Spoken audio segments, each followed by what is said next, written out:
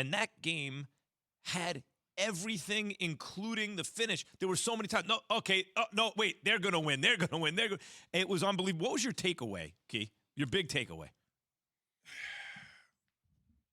Yeah, I thought it was a good. I thought the first half was a little. I mean, the first couple quarters was a little sloppy to a degree, but it still was good football.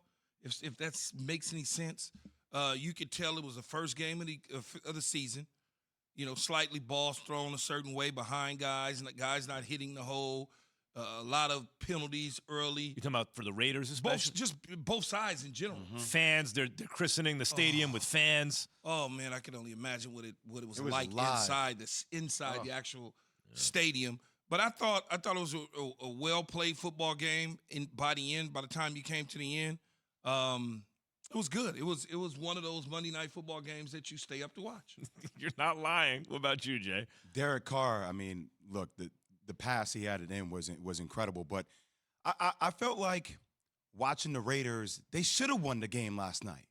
It's at home. You're playing against a Baltimore team that is banged up. Now, I give Baltimore a lot of credit, give Lamar Jackson a lot of credit. It seems like he made a lot of improvement in the offseason.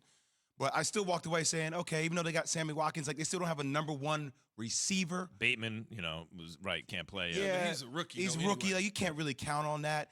And also, man, like he was elusive. Max Crosby, I feel like he made the Pro Bowl last night. I mean, the amount of pressure he was putting on Lamar Jackson time after time after time was just incredible to watch. But still, I mean, no Marcus Peters in that secondary. I mean, Zane Jones, he was so open. He was so open. A lot of problems for Baltimore. Let me tell you my big takeaway, okay? And by the way, Derek Carr, Key's been on Derek Carr. Don't say anything to anybody. I'm an idiot. That beautiful. He had a 3rd and 10, a beautiful pass down the field to the sideline to Ruggs, right, in the 3rd or 4th quarter. I mean, he made a lot of great plays. My big takeaway is this. When you look at the quarterback-coach combination for most teams, that'll tell you what you need to know. Although Tomlin can do it with or without Roethlisberger, win 8 games, right? But Roethlisberger and Mike Tomlin are always going to compete.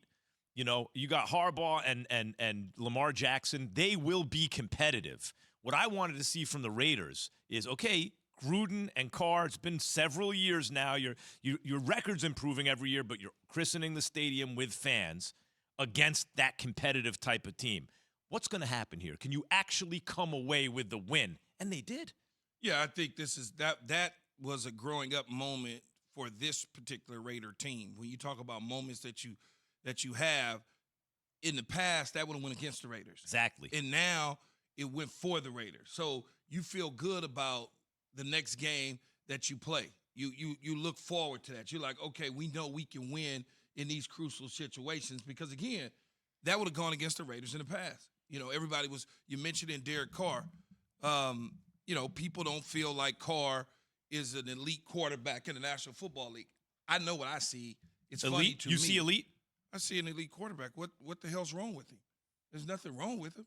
I mean, when you look at the way he played last night, he threw the ball around 56 times. But, you got Waller on a corner route down the sideline. He puts up one hand to try to get a poster. If you catch it with 2 hands, that's another completion. Yeah. Why did you even remotely try to catch it with one hand? For what? So when you start to look at that, the interception in the end and the overtime was not on Carr. That's not a Carr deal. It went through a dude's hands like it was an open net. Right. So it's like when you start to look at things, you got to know what you're looking at. Don't get caught up in the hype about who's on the commercials and who likes what. Don't get caught up in that. Guys, that's what was so impressive to me. Don't get caught up in that. What was so impressive to me is usually with the Raiders or a team like the Raiders in recent years, once the pass goes through the dude's hands, once the dude is down, his knee is down, it's not a touchdown, and then 5 yards, and then et cetera, they lose that kind of game, right? Leatherwood. So for Carr to lead a win, Alex, to be an elite quarterback, I think the next step, and it's team dependent, as you know, right? The perception. Absolutely. But to lead the team to the win under those circumstances, to me, Carr takes the next step. Do you think last night spoke more volume about the Raiders and how their defense got better, or I walked away concerned about Baltimore? Yeah, I don't think the Raiders' defense got better. I think the Raiders slightly better than what it was last year. It was ranked 27th. I mean, it was one of the worst defenses. I think they did a little bit better in terms of maybe pass rush because of the style and play in which Lamar Jackson played. But I'm not. Their defense don't I'm not. Their defense. Well, just I'll don't tell Well, win that's too a many problem games for the me. Baltimore Ravens because that right tackle is an issue for them, right? I mean, we got the backup to the backup to the backup. Latavius Murray, like there was no pass protection. Lamar Like, Jackson, the way he carried on that first fumble was making me a little nervous. You get worried about Kyler Murray. How are you not worried about Lamar Jackson? Yeah, right. Right? I mean, both guys are scrambling for their damn lives. When Edwards' knee was that, oh, you got to be kidding. When you don't score on that drive, you're like, come on, you're dead.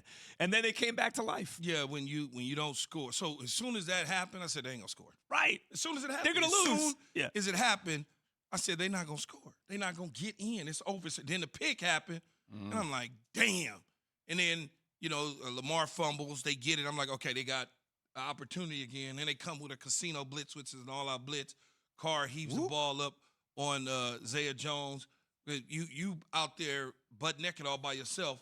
If you can't make that throw and he can't make that catch, neither should be in the league. No doubt. That after everything that happened, that catch was like, yeah, well, of course. That's not one of those spectacular plays. Yeah, but you don't know how hard that is, though, man. To get him open. No.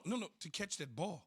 Under those lights, circumstances. Those lights, man. It's not even the lights. It's the circumstance, like Max said.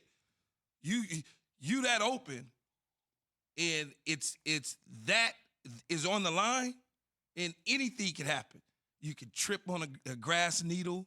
You could get caught in the lights. And Zaya Jones doesn't have the best hands in America. So I was just like, oh, my Okay, wait, God. Keith, so take me to that moment, right?